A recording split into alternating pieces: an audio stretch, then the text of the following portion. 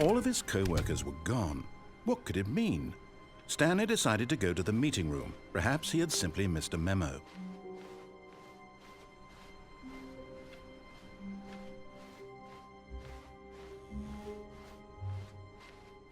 When Stanley came to a set of 2 open doors, he entered the door on his left. This was not the correct way to the meeting room, and Stanley knew it perfectly well. Perhaps he wanted to stop by the employee lounge first, just to admire it. Ah, yes, truly a room worth admiring. It had really been worth the detour after all, just to spend a few moments here in this immaculate, beautifully constructed room. Stanley simply stood here, drinking it all in.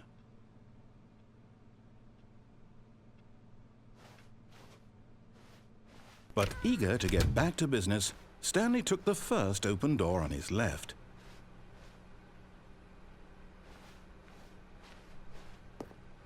Stanley was so bad at following directions, it's incredible he wasn't fired years ago.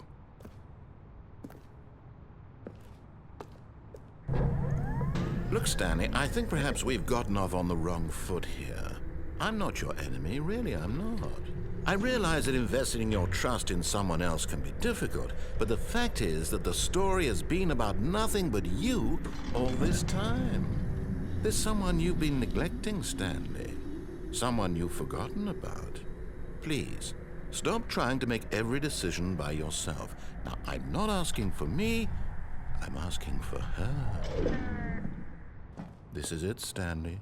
Your chance to redeem yourself, to put your work aside, to let her back into your life.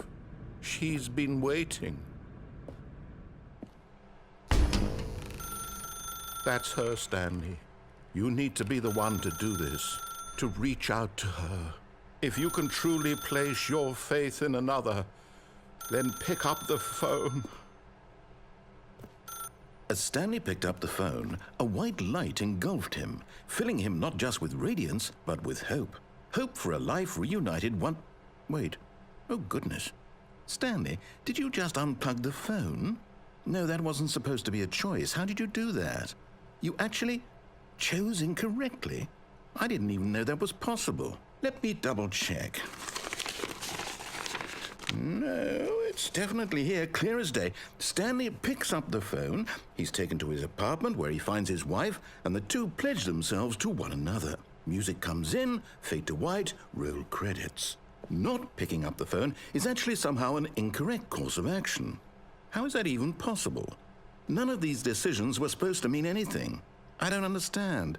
How on earth are you making meaningful choices? What did you... Wait a second. Did I just see...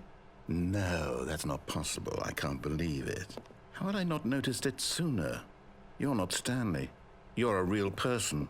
I can't believe I was so mistaken. This is why you've been able to make correct and incorrect choices. And to think I've been letting you run around in this game for so long. If you'd made any more wrong choices, you might have negated it entirely. It's as though you completely ignored even the most basic safety protocol for real-world decision-making. Or did you not grasp the severity of the situation? Well, I won't have that kind of risk on my watch.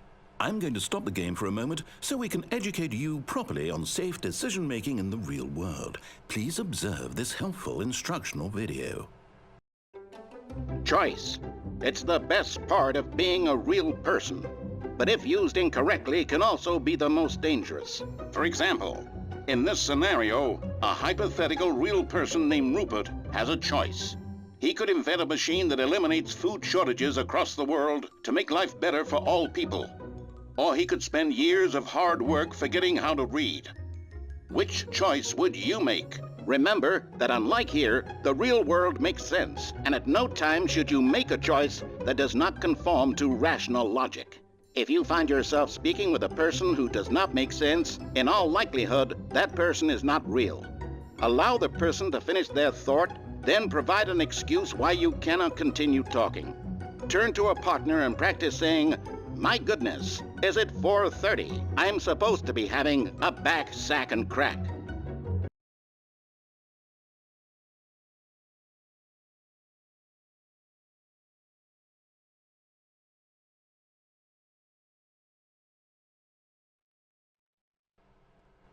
Excellent. Making choices on a regular basis is the best part to a healthy decision-making process. Most medical professionals recommend making at least 8 choices per day. Do you make more than 8? Less?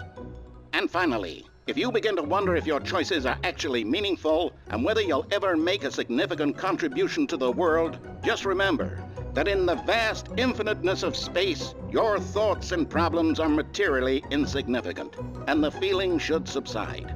At this time, your instructor will guide you in an exercise to test and reinforce the material covered in this video.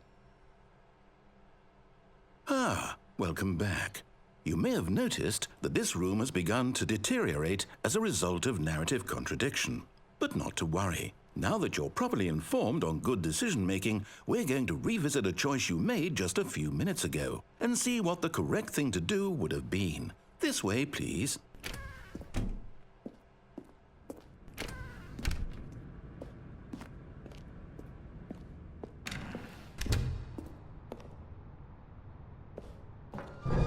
Now that we know your choices are meaningful, we can't have you jumping off the platform and dying. Imagine the main character dying senselessly halfway through the story. That story would make no sense at all. We just need to get you home as soon as possible before the narrative contradiction gets any worse. Unfortunately, it seems this place is not well equipped to deal with reality.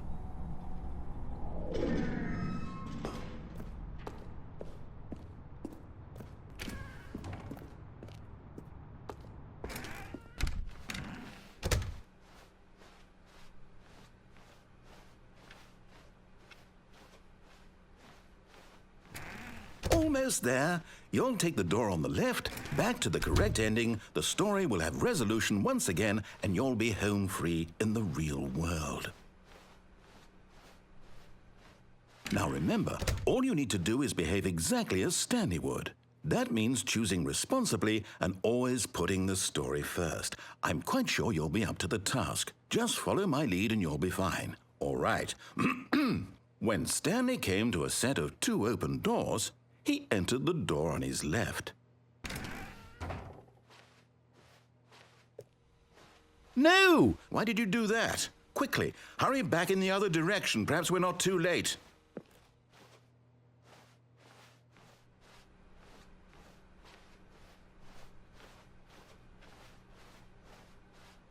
Oh, it's ruined. I can't believe, after everything we talked about, that my story, you've destroyed my work. Why? For what?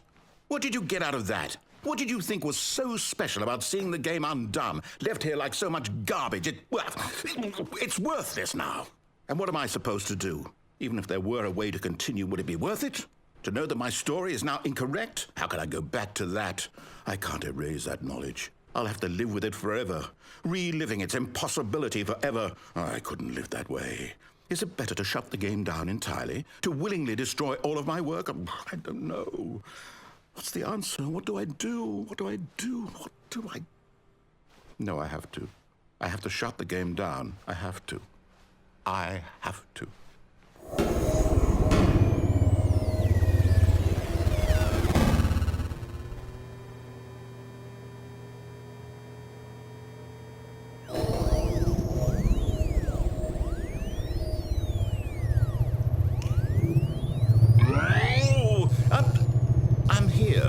I'm still here in this pile of rubbish, with you who thought you were so clever.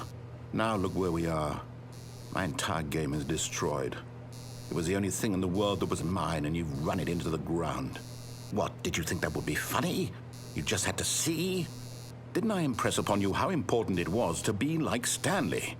He actually knows how to do what I tell him to. He understands that if I say to do something, there's a damn good reason for it.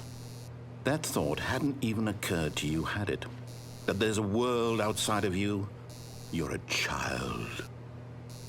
Oh, my story.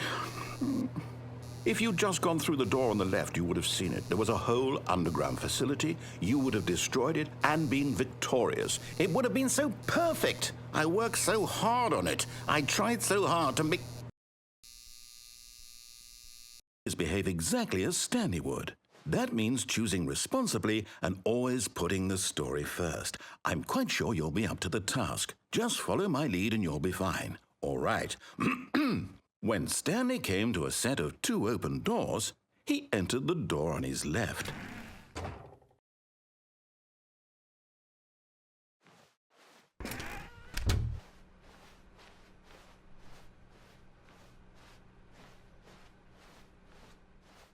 Yet there was not a single person here either. Feeling a wave of disbelief, Stanley decided to go up to his boss's office, hoping he might find... Coming to a staircase, Stanley walked upstairs to his boss's office.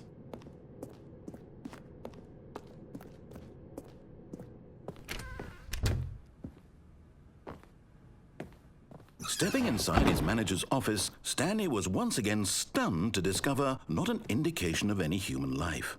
Shocked, unraveled, Stanley wondered in disbelief who orchestrated this, until he saw the door with a voice receiver next to it. Surely behind this door lay all the answers to his questions.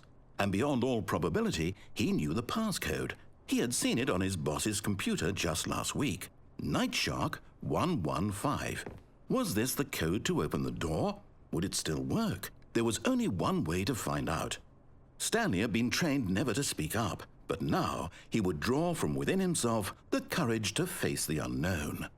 He drew a sharp breath and then spoke the code.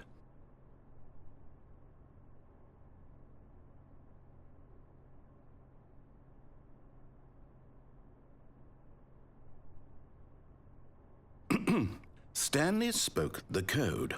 Nightshark 115.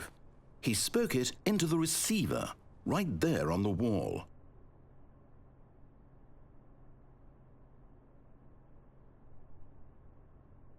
I'm sorry, is there a problem? You didn't mishear me, did you? Please speak the code into the receiver. Otherwise we can't get on with the story. This is a crucial step.